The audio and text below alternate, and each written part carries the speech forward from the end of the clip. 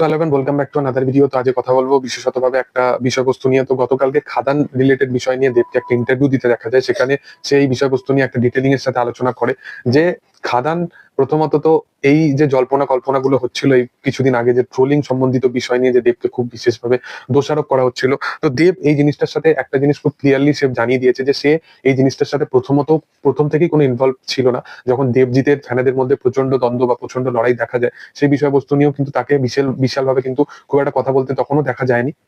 তাহলে এখন কেন অন্যভাবে তাকে দোষারোপ করা হবে? এবং ইভেন ট্রোলিং তো আমার মনে হয় যে বাংলা ইন্ডাস্ট্রিতে সবচেয়ে বেশি সেই মানুষটাকেই করা হয়েছে যার উপরে এইরকম একটা অ্যালিগেশন আসছে। তো এই বিষয়বস্তুটাকে নিয়ে সে খুব ক্লিয়ারলি কথা বলেছে, এটা তো দেখে ভালো লাগছে। এবং এর সাথে সাথে খাদান রিলেটেড বিষয় নিয়ে সে আরো কিছু জানিয়েছে যে খাদান এমন একটা ছবি হয়েছে যে ছবিটা অবশ্যই আপকামিং দিনে বাংলা ইন্ডাস্ট্রির জন্য তো অনেক কিছু ভালো অবশ্যই সে ছবিটা করেছে এবং করতে চলেওছে।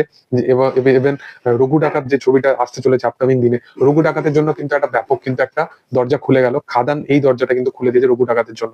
যেহেতু রঘু ডাকাত ন্যাশনালি তারা রিলিজ করার ভাবনা চিন্তা করছে, সেহেতু আমার মনে হয় কোথাও গিয়ে রঘু ডাকাত ছবিটা ন্যাশনালি রিলিজ বা ন্যাশনালি মুক্তির ক্ষেত্রে কিন্তু বেশি মানে মানে প্রবলেম দেখা যাবে না। কারণ রঘু ডাকাত এমন একটা ছবি হতে চলেছে যেটা মোটামুটি 5খানা ভাষায় কিন্তু মুক্তি পেতে চলেছে। এটা নিয়ে দেব আরো জানিয়েছে যে খাদান এমন একটা ছবি যেটা তো সুপারহিট হয়েছে এবং ন্যাশনালি রিলিজ পাচ্ছে, মুক্তি পাচ্ছে।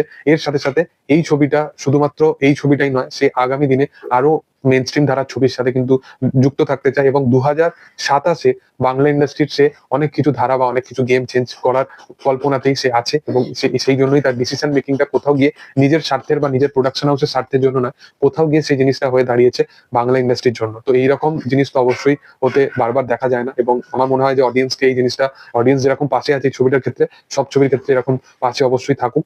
এবং এর সাথে সাথে আরেকটা জিনিস হচ্ছে যে খাদান এমন একটা ছবি যেটা নিয়ে অনেক অনেক কিছু ন্যারেটিভ বেরিয়ে এসছে। তো এই ছবিটার ক্ষেত্রে বেসিক্যালি আরো একটা জিনিস যেটা ভালো লাগছে দেখে, যে এরকম অনেক অনেক সিরিয়াল বলো বা অনেক এরকম রিলস বলো যেখানে কিন্তু খাদানের গান কিন্তু তোড়জোড় করে চলছে।